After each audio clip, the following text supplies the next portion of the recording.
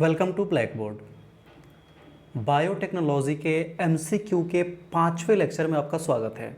इस सीरीज़ में already 4 lecture MCQ के हम लोग कंप्लीट कर चुके हैं। आज 5वां आपके साथ डिस्कस करने जा रहे हैं।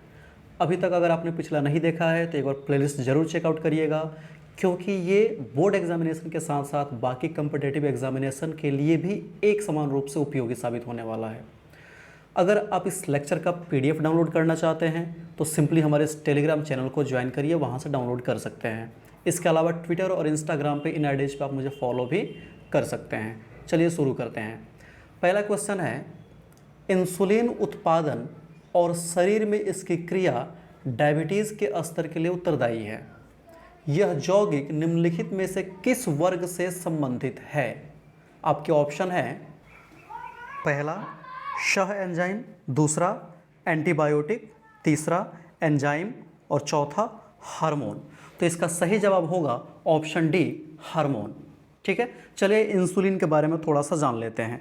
इंसुलिन जो होता है वो लैंगरहैंस की द्वीपिका के बीटा कोशिका से उत्पन्न होता है। जी हाँ, और लैंगरहैंस की द्वीपिका है क्या? तो यह अग्नाशय का ही एक भाग होता है जिसकी खोज लैंगरहैंस नामक चिकित्सा शास्त्री ने की थी। ठीक है, ध्यान रहेगा कि यह अग्नाशय के एक भाग लैंगरहैंस की द्वीपिका के बीटा कोशिका से स्रावित होता है। चलेगा, इसकी खोज किसने की थी? तो फ्रेडरिक बैंटिंग और चार्ल्स बेस्ट ने की थी। और 1922 में पहली बार लियोनार्ड थॉमसन को कनाडा में इंसुलिन का इंजेक्शन दिया गया था। सब फैक्ट आप जरूर याद रखिएगा। इंसुलिन के अल्प स्रवण के कारण ही डायबिटीज़ यानी कि मधुमेह रोग हो जाता है। ठीक है, और जब इंसुलिन की अत्यधिक स्रवण होती है, बहुत ज़्यादा रिलीज होने लग जाता है, तो हाइपोग्लाइसीमिया नामक रोग होता है, जिससे जनन क्षमता और दृष्टि ज्ञान कम होने लग जाता है। तो ये बेसिक बातें इंसुलिन के बारे में है जिसको आप लोग याद रखेंगे। दूसरा क्वेश्चन है, प्रोटीन की मुख्य संरचनात्मक विशेषता है। पहला है ईस्टर बंधन, दूसरा है ईथर बंधन, मतलब थोड़ा सा एक्सचेंज हो गया है। यह है पेप्टाइड बंधन और उपरोक्त में से सभी। तो इसका सही जवाब होगा ऑप्शन सी, पेप्टाइड बंधन। याद रखिएगा, प्रोटीन की मुख्य संरचनात्मक विशेषता है पेप्टाइड बंधन। तीसरा है, निम्नलिखित में से किसका सेवन करने से अंधापन की विटामिन ए की कमी को दूर किया जा सकता है? मतलब विटामिन ए का अच्छा सोर्स कौन सा होगा?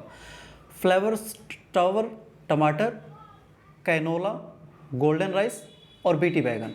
तो इसका सही जवाब होगा ऑप्शन सी, गोल्डन राइस। क्योंकि आपको पता है गोल्डन राइस में विटामिन ए प्रचुर मात्रा में पाया जाता है, और जब गोल्डन राइस लेंगे तो आपको विटामिन ए मिलेगा, तो अंधापन की कमी वाला जो विटामिन है ए, उसकी कमी को दूर किया जा सकता है।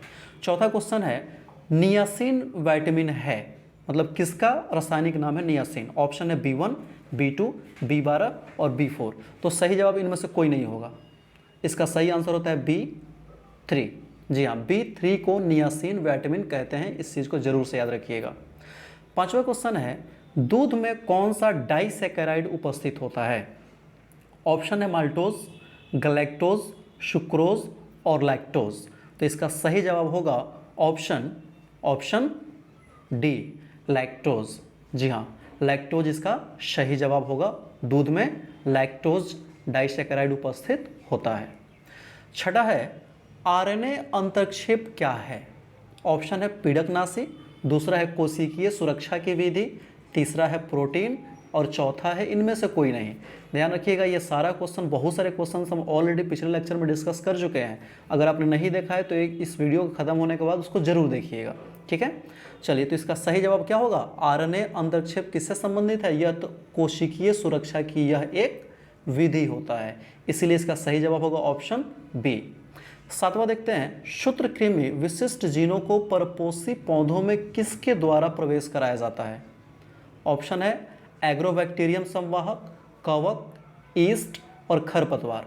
तो इसका सही जवाब होगा ऑप्शन ए, एग्रोबैक्टीरियम संवाहक। चलेगा, तो 7 का सही जवाब क्या होगा? ऑप्शन ए। आठवां क्वेश्चन है, मधुमेह रोगियों के द्वारा उपयोग में लाया जाने वाला इंसुलिन किसके अग्नाशय से निकाला जाता था? ऑप्शन है सुअर, दूसरा ऑप्शन है बकरी, तीसरा है मुर्गा, चौथा है भैंस। तो देखिएगा, वैसे जो आपके एनसीईआरटीज़ के अकॉर्डिंग अगर देखें तो उसमें लिखा गया है कि कुछ जानवर और सूअर के अग्नाशय से निकाला जाता है, ठीक है। इसलिए ये जो ऑप्शन आपको दिया गया है इसमें सबसे सुटेबल आंसर कौन सा होगा, तो ऑप्शन ए, सूअर। जी हाँ, मधुमेह रोगियों के लिए प्रारंभ में जो उपयोग किया जाने वाला इंसुलिन था वो सूअर के अग्नाशय से निकाला जाता था। 9 नंबर क्वेश्चन है, जीन चिकित्सा का प्रथम बार प्रयोग किया गया था। Option A 1990, option B 2000, option C 1890, option D 1999 में। तो इसका सही जवाब होगा ऑप्शन, बताइए, ऑप्शन ए 1990 में। एक 4 साल की लड़की थी जिसके लिए सबसे पहले इसका क्लिनिकल, आप कह सकते हैं ट्रायल कह सकते हैं, जो भी था इसको किया गया था जीन चिकित्सा के लिए, जीन थेरेपी का। 10वां है, निम्नलिखित में परजीवी जंतु कौन सा है, मछली, खरगोश, सूअर और उपरोक्त सभी।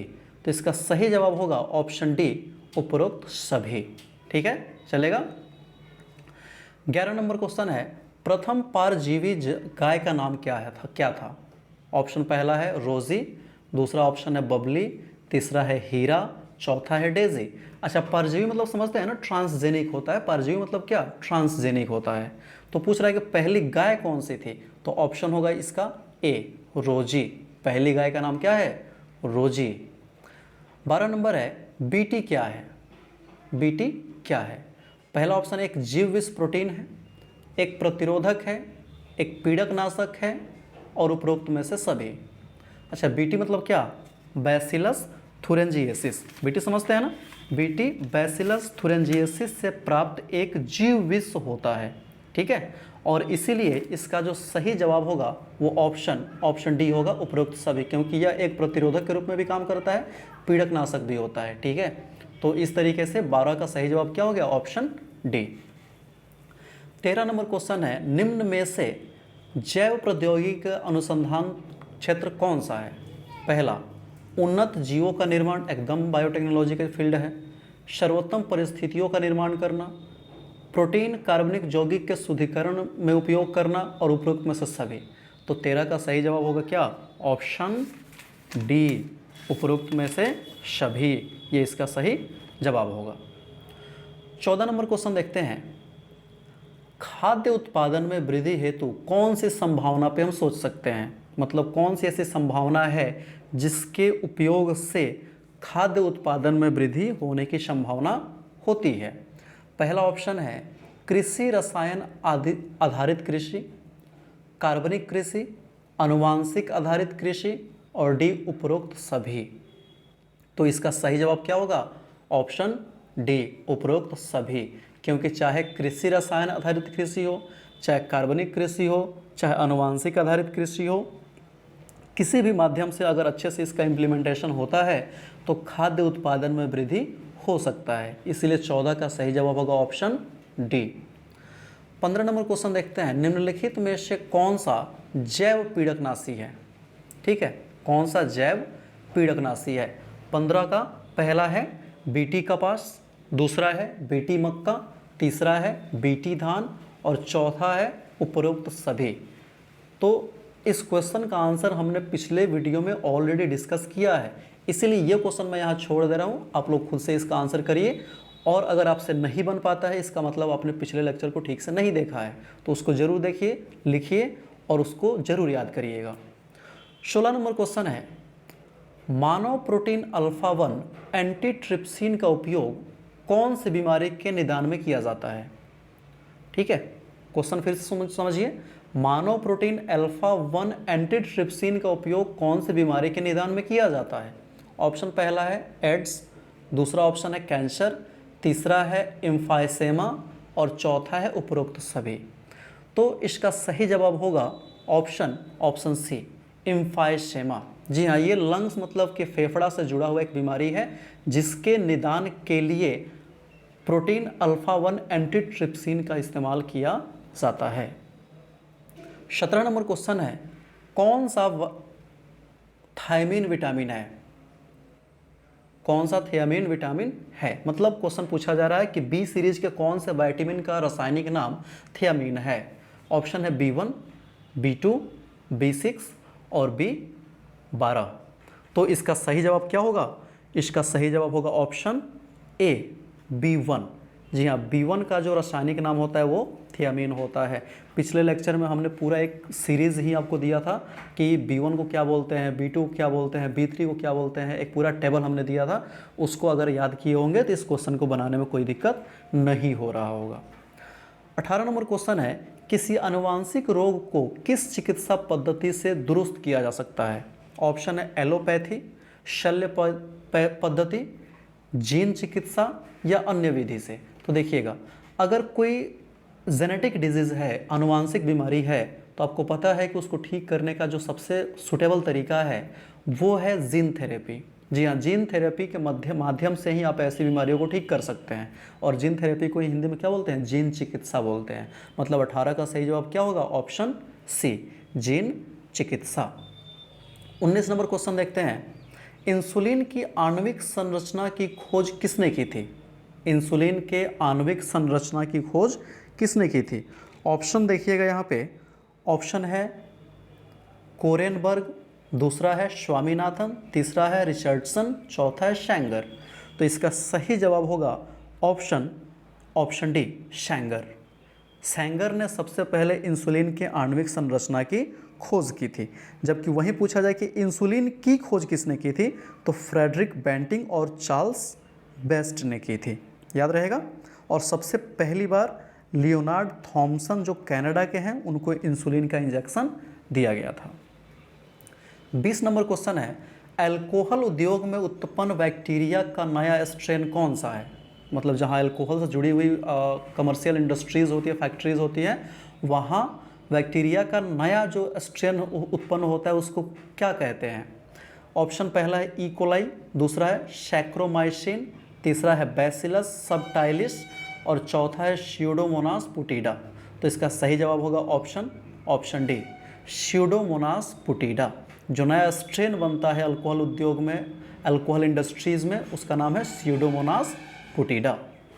21 नंबर क्वेश्चन है, किसी शुगर रोग व्यक्ति में इंसुलिन को सीधे तौर पर मुख द्वारा नहीं दिया जाता है, क्योंकि इसमें होते हैं, मतलब किसी को अगर इंसुलिन से कोई व्यक्ति प्रभावित है, शुगर रोग उसको हुआ है, तो इंसुलिन सीधे मुंह द्वारा नहीं दिया जाता है, इंजेक्शन वगैरह के तौर पे उसको दिया जाता है। इसका मुख्य कारण क्या है? ऑप्शन पूछ रहा है सी पेप्टाइड, डाइसल्फाइड, पॉलीपेप्टाइड, इनमें से कोई नहीं। तो इसका सही जवाब क्या होगा? Option A, C peptide. अगर आप एनसीईआरटी की किताब को अच्छे से पढ़े हैं, अपने नोट्स को अच्छे से स्टडी किए हैं, तो ऐसे क्वेश्चंस में दिक्कत नहीं होनी चाहिए। इसका सही जवाब होगा ऑप्शन ए, सी पेप्टाइड। 22 नंबर क्वेश्चन है, जीन क्लोनिंग में प्रयुक्त जीन टैक्सी किसे कहते हैं? जीन टैक्सी मतलब समझते हैं, टैक्सी क्या करता है? सवारी को एक जगह से दूसरे जगह ले जाकर पहुंचा देता है, मतलब संवाहक का काम करता है, वेक्टर का काम करता है। तो यहाँ जीन टैक्सी मतलब जीन को पहुंचाने वाला काम करना चाहिए। ऑप्शन है पहला वैक्सीन, दूसरा प्लाज्मिड, तीसरा बैक्टीरियम, चौथा प्रोटोजोआ। तो इसका सही जवाब क्या होगा? 22 का सही जवाब होगा ऑप्शन बी, प्लाज्मिड। चलेगा। 23 नंबर है एलिजा। अच्छा, कहीं एलिजा लिखता है, कहीं एलिसा लिखता है, इंग्लिश में ELISA लिखा जाता है, ELISA। तो कई बार इसको एलिसा भी पढ़ा जाता है, लेकिन हिंदी में एलिजा लिखता है। एलिसा टेस्ट में प्रयुक्त प्रतिरोधक को क्या कहते हैं? एलिसा टेस्ट में प्रयुक्त प्रतिरोधक को क्या कहते हैं?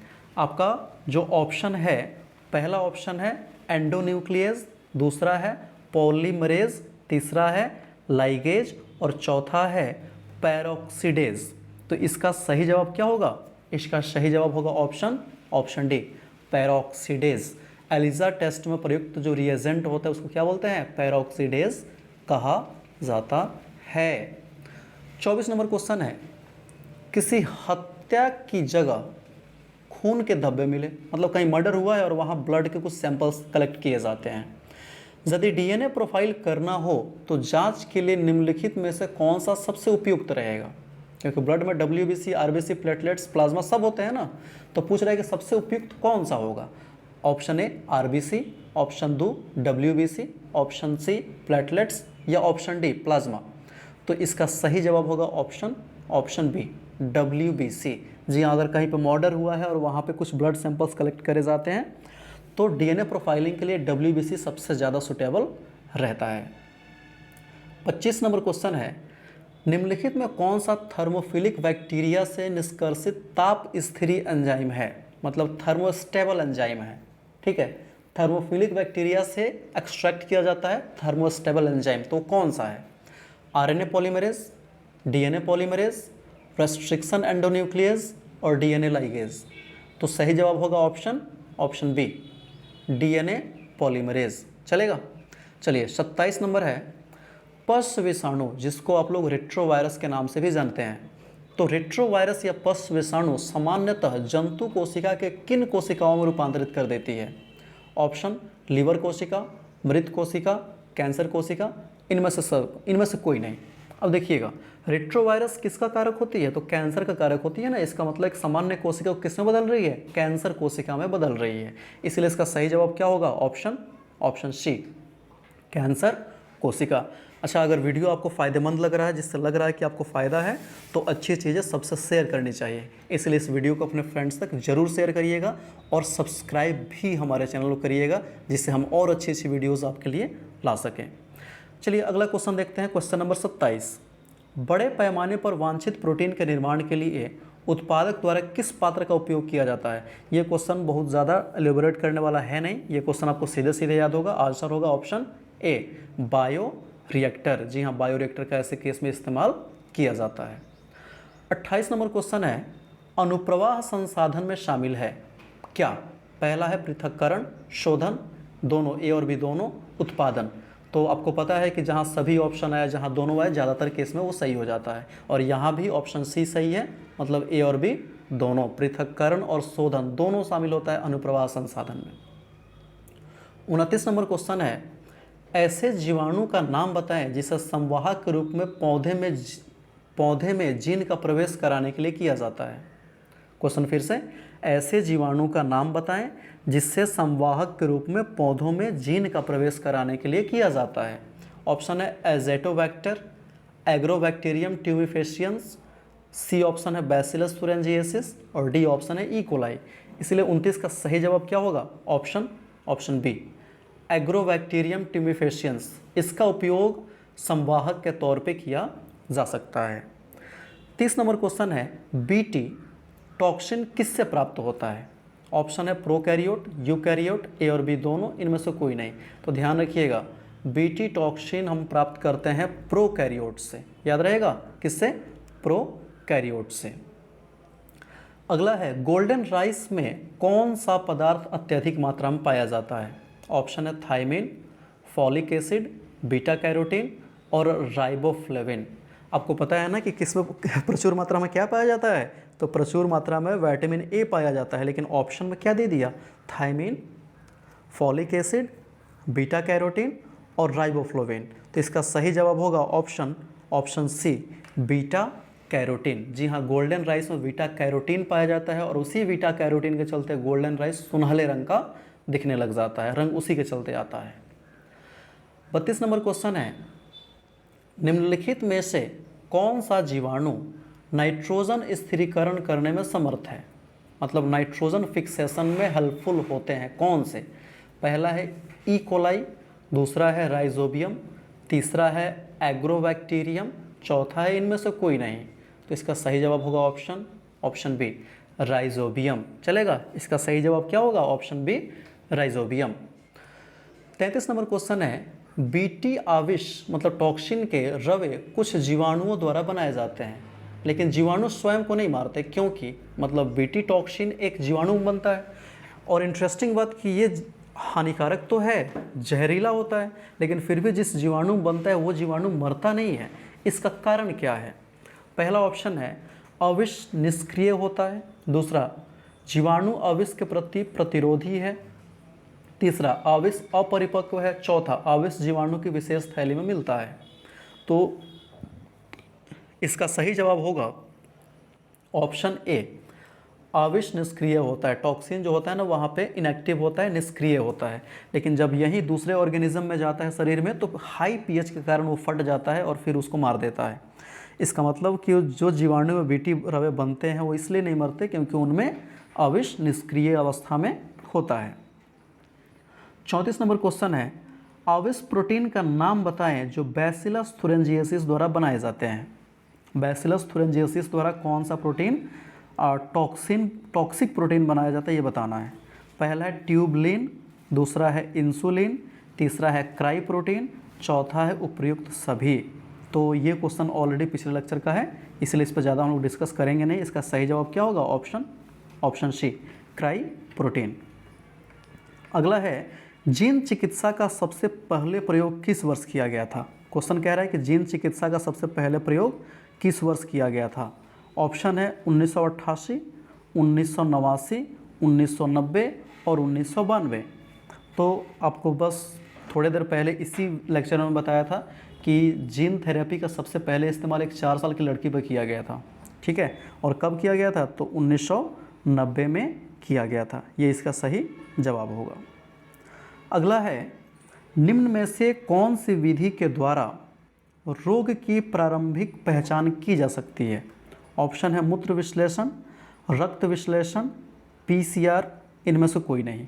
अच्छा देखिएगा, इसके पहले देख लेते हैं कि जो भी बैक्टीरियल या वायरस के चलते डिजीजेज होते हैं ना, रोग होते हैं बैक्टीरिया या वायरस मतलब जीवाणु या विषाणु के चलते, लाइक कैंसर हो गया या फिर एड्स हो गया, ऐसे बीमारी, ये घातक इसलिए साबित होते हैं क्योंकि अर्ली स्टेज में इन्हें हम डिटेक्ट ही नहीं कर पाते हैं। अगर इसका इन्फेक्शन हो गया तो जल्दी से पता ही नहीं चलता है कि हमें इसका इन्फेक्शन हुआ भी है या नहीं हुआ है। और जब एक बार इनकी संख्या काफ़ी तेज़ी से बढ़ जाती है तब जाके इनका लक्षण हमें दिखना महसूस होना शुरू होता है, और जब ट्रीटमेंट कराने जाते हैं तब तक काफ़ी देर हो चुका होता है। लेकिन अगर अर्ली फेज़ में इसे डिटेक्ट कर लिया जाए, फर्स्ट स्टेज में ही डिटेक्ट कर लिया जाए, तो इन्हें काफ़ी हद तक रोका जा सकता है। तो ऐसे केस में जब कोई सिम्टम्स तो है ही नहीं लेकिन फिर भी टेस्ट करा रहे हैं, तो वैसे केस में इनको डिटेक्ट करने के लिए जो मेथड यूज़ होता है उसको बोलते हैं PCR। क्या बोलते हैं? PCR। इसका पूरा नाम होता है पॉलीमरेज चेन रिएक्शन। 38 क्वेश्चन है, जीवाणु और विषाणु द्वारा मनुष्य में होने वाले सामान्य रोग का पता करने के लिए उपयुक्त एलिजा मतलब वही एलिजा विधि द्वारा किस सिद्धांत पर आधारित है? 2-3 टेस्ट करे जाते हैं, ध्यान दीजिएगा। एक PCR, अच्छा PCR का ही उपयोग किया जाता है, आपको पता है ना। HIV डिटेक्शन में भी हो सकता है, कैंसर डिटेक्ट करने के लिए भी हो सकता है, और वैसे उससे संबंधित टर्म है जो कोरोना के टेस्ट में भी यूज़ हो रहा है, दैट इज़ RT-PCR टेस्ट, सुने हैं ना। उसके अलावा एलिजा टेस्ट भी किया जा सकता है जिससे डिटेक्ट हो सकता है। तो पूछ रहा है कि वही एलिजा टेस्ट विधि किस सिद्धांत पर काम करता है? पहला प्रतिजन प्रतिरक्षी क्रिया, प्रतिजन प्रतिजन क्रिया, प्रतिरक्षी क्रिया, इनमें से कोई नहीं। तो इसका सही जवाब होगा ऑप्शन ए, प्रतिजन प्रतिरक्षी क्रिया। इसलिए इस प्रतिजन प्रतिरक्षी क्रिया के सिद्धांत पर जो एलिजा टेस्ट है वो काम करता है। 39 नंबर क्वेश्चन है, कौन जैव उर्वरक है? ऑप्शन है माइकोराइजा, दूसरा है नाइट्रोजन स्थिरीकारक जीवाणु, तीसरा है नाइट्रोजन स्थिरीकारक साइनो जीवाणु, चौथा है उपयुक्त सभी। तो इसका सही जवाब क्या होगा? ऑप्शन डी, उपयुक्त सभी। चलिए 40 नंबर क्वेश्चन देखते हैं। कुछ नीले हरे शैवाल जैव उर्वरक के रूप में काम करते हैं क्योंकि ये कर सकते हैं, क्या कर सकते हैं? तो नाइट्रोजन का स्थिरीकरण कर सकते हैं। ऑप्शन ए 40 का सही जवाब होगा। चलिए 41 नंबर क्वेश्चन देखते हैं। कीटों को भगाने वाला नीम का उत्पाद होता है कौन सा? तो ऑप्शन बी इसका सही जवाब होगा, एजाडेरेचिटिन। थोड़ा सा नाम आप लोग ध्यान रखेंगे, ये इसका सही जवाब होगा। 42 है, बीटी कटन किससे प्रतिरोधी है? कीट से, खरपतवारनाशी, लवण या सूखा? तो सही जवाब होगा ऑप्शन ए, कीट से। बीटी कटन कीट से प्रतिरोधी होता है।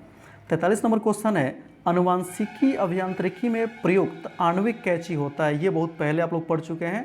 ये क्या होता है? रेस्ट्रिक्शन एंडोन्यूक्लियस को ही आणविक कैंची कहा जाता है। 44 नंबर क्वेश्चन है, पौधों में अनुवांशिकीय अभियांत्रिकी के लिए किसका बहुआयात में प्रयोग किया जाता है? Agrobacterium tumefaciens, Xanthomonas citri, bacillus कॉन्ग्युलेंस और क्लोस्ट्रीडियम सेप्टिकम। तो सही जवाब होगा ऑप्शन ए, एग्रोबैक्टीरियम ट्यूमिफेसियंस का उपयोग ज़्यादा किया जाता है। अगला है, बटरफ्लाई कैटरपिलर हेतु कौन सा सूक्ष्मजीव नियंत्रक एजेंट के रूप में काम करता है? तो इसका सही जवाब क्या होगा?